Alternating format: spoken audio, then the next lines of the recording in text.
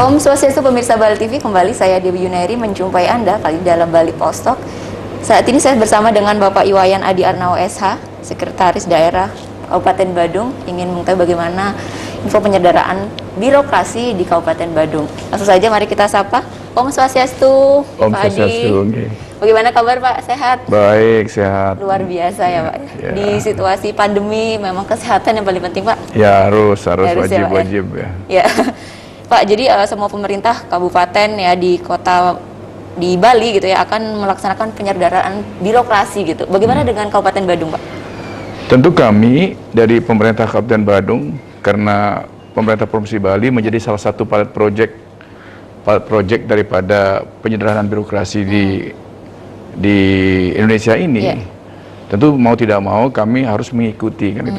Nah, tentu dengan penyederhanaan birokrasi saya kira sudah jelas sebagaimana arahan Bapak Presiden bahwa dalam rangka efektivitas kerja daripada ASN di Indonesia ini memang perlu dilakukan perampingan terutama dalam rangka untuk mendorong kinerja pegawai lebih lincah, lebih dinamis itulah. Ya. Artinya Kabupaten Badung ini akan melaksanakan atau sudah, Pak? Kita sedang dalam proses melakukan pendataan, pemetaan sebagaimana hasil pertemuan kita dengan pihak provinsi.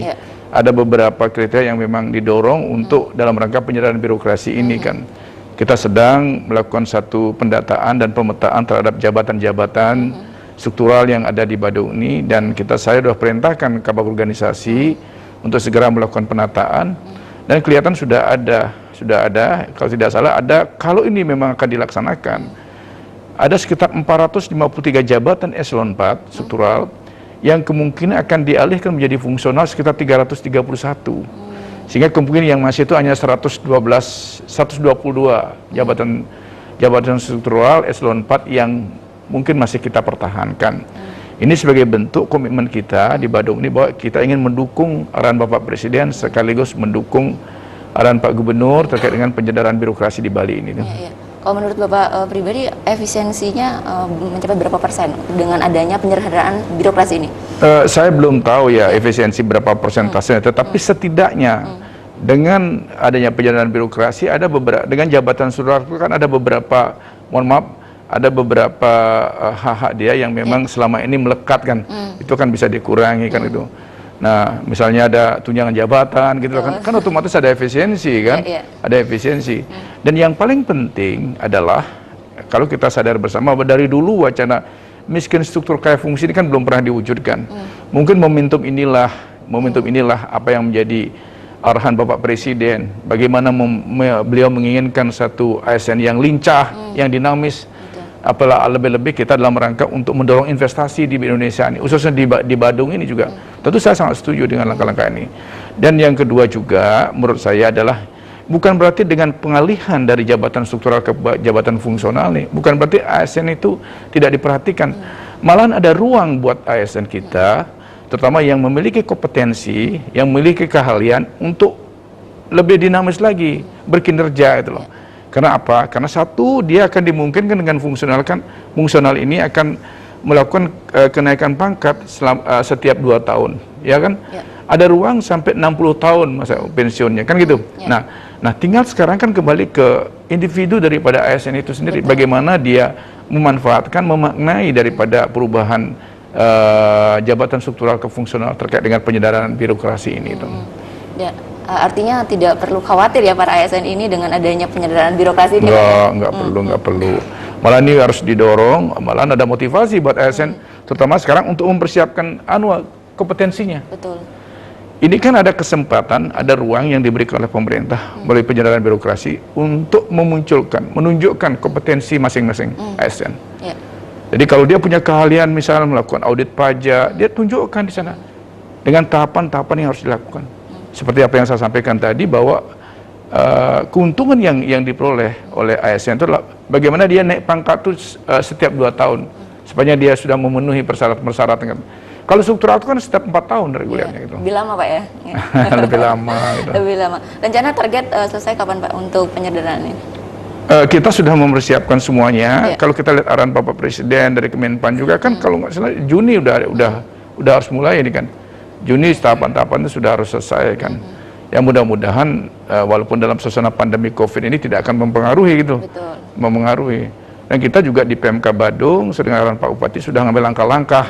Saya mengambil langkah-langkah, melakukan sosialisasi melalui bagian organisasi kepada perangkat daerah agar ada kesiapan. Kesiapan mental terutama. Kesiapan mental ini penting kan. Jangan sampai nanti mindset orang kan selama ini kalau orang sudah menjabat struktural ini dianggap lebih gimana ya? Lebih strategis, lebih prestis gitu loh. Selama ini. Padahal kalau kita melihat bagaimana itu fungsional itu malah justru ada ruang buat ASN ini untuk menunjukkan kompetensinya seperti apa yang saya sampaikan tadi itu. Yang mungkin sebelumnya belum terlihat dan belum terpikirkan belum ya, Pak, terpikirkan, belum terpikirkan. Pak, kemudian yang menindaklanjuti rencana penyederhanaan birokrasi pada jabatan administrasi di lingkungan Pemkab Badung itu siapa, Pak? Ya, kebetulan kami kalau kita melihat secara kelembagaan itu ada di sekretariat, ada di bagian organisasi. Sedang Pak Kabag dengan jajaran di bagian organisasi sedang mengambil langkah-langkah untuk melakukan seperti apa yang saya sampaikan, melakukan penataan terhadap beberapa jabatan-jabatan eselon 4 yang akan kita alihkan ke fungsional. Seperti yang saya sampaikan tadi, kalau kita melihat existing Kabupaten Badung, sekarang ini jabatan struktural untuk eselon 4 itu sekitar 453.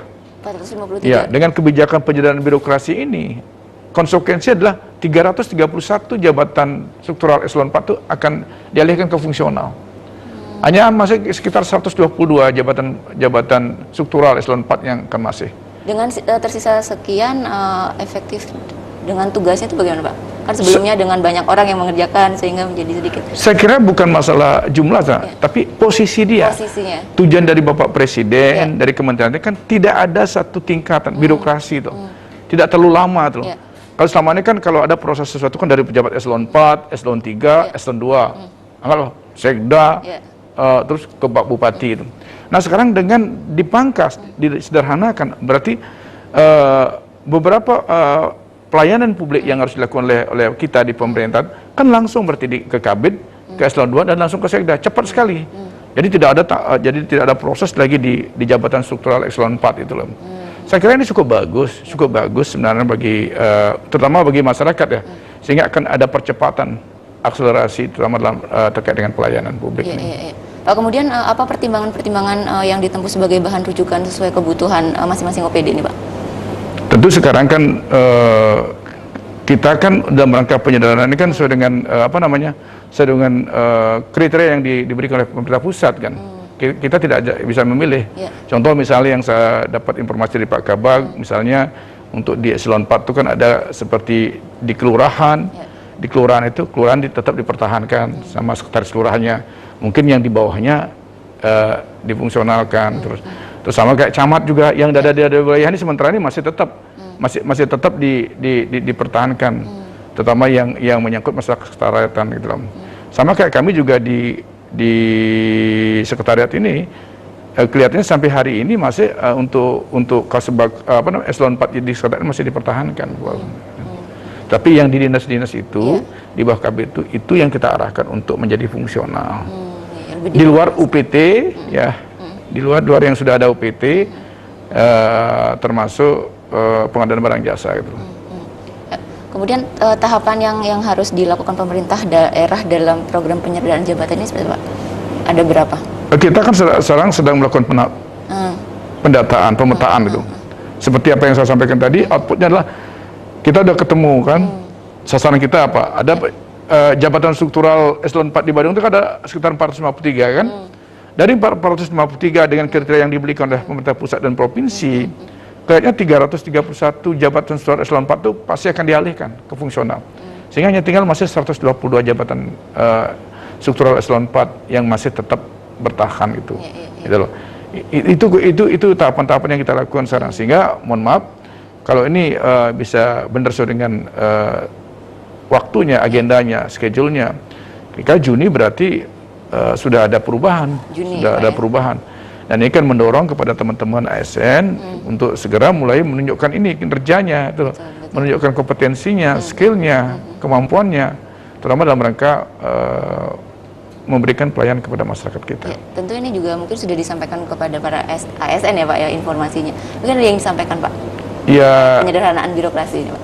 Ya, kita sudah menyampaikan kepada ASN di Badung ini, tentu pertama harus siap mental dulu, siap mental untuk berubah mindset itu. Betul. Jangan selalu berpikir bahwa yang lebih prestisius jabatan struktural daripada fungsional gitu loh. Karena bagaimana kita mendorong bahwa apa yang menjadi wacana pemerintah pusat keinginan dalam rangka mewujudkan miskin struktur, kayak fungsi itu harus bisa terwujud. Gitu. Tapi sejauh dalam proses atau tahapan ini ada kendala, Pak? Ini kan sesuatu yang baru gitu ya. Saya kira tidak ada masalah. Kita akan jalani aja. Ya. Kemudian saya ingin tahu, Pak, bagaimana dengan tenaga kontrak yang ada di lingkungan Pemkab Badung? Kalau tenaga kontrak, tenaga kegiatan itu kan tenaga yang menunjang kegiatan yang ada di Badung ini kan. Itu juga banyak membantu kami juga, karena terus terang banyak juga banyak kegiatan yang anak-anak muda yang kreatif tuh, yang memiliki kompetensi, ya dengan kemampuan, apalagi dengan apa namanya tata kelola pemerintahan yang berbasis elektronik ini, banyak anak-anak muda kita yang punya kompetensi dalam bidang teknologi ini kan, digital ini kan, ini sangat membantu kami di Badung, ya, sangat membantu kami di Badung ini. Pak, kemudian informasi ini terkait penyederhanaan birokrasi ini apa ada kaitannya dengan adanya pandemi COVID-19 ini, Pak? Saya kira tidak, Pak. Tidak ya? Wacana masalah penyederhanaan birokrasi ini kan memang sudah, mohon maaf ya, Pak, sejak saya jadi pegawai. Tapi baru sejak saya jadi pegawai, wacana miskin struktur kaya fungsi selalu terngiang di telinga saya. Hanya sampai kapan memulainya kita? Ternyata memang Pak Jokowi, Pak Presiden mendorong, karena kenyataannya memang ada satu kesan di masyarakat bahwa kan ya pelayanan birokrasi itu dianggap menghambat, tidak memberikan percepatan kan gitu. Tidak efektif. Ya, tidak efektif jadinya. Ya. Nah, oleh karena itulah maka Pak Presiden mendorong untuk di Indonesia ini segera dilakukan penyederhanaan birokrasi itu. Ya, salah satu upaya kita dalam rangka untuk memberikan percepatan pelayanan dan dalam rangka untuk menarik investasi. Gitu. Kita kan butuh investasi dalam rangka pembangunan di Indonesia ini kan. Ketika pelayanannya sudah cepat, sudah efisien, maka investasi itu akan tentu itulah yang kita harapkan itu. Jangan sampai orang mau berinvestasi di Indonesia, di Bali, di Badung ini gara-gara pelayanan terlambat ya dia pergi. Betul. Ini akan menjadi tujuan yang sangat besar ya, Pak ya. Betul. Pak Seda, mungkin sebagai closing statement Pak yang disampaikan, Pak. Tentu pada kesempatan yang baik ini melalui para pemirsa Bali TV ya. Saya berharap bahwa dengan momentum penyederhanaan birokrasi yang merupakan satu kebijakan yang dilakukan oleh Bapak Presiden, mudah-mudahan akan bisa memberikan akselerasi pelayanan yang lebih cepat lagi di Badung ini. Dan yang paling penting tentu saya berharap bahwa dengan penyederhanaan birokrasi ini tidak mengurangi semangat daripada ASN dalam rangka untuk meningkatkan kinerjanya. Ya, luar biasa. Mas Sekda, terima kasih banyak informasinya. Sehat-sehat ya, Pak? Sehat, Asungkara, sehat.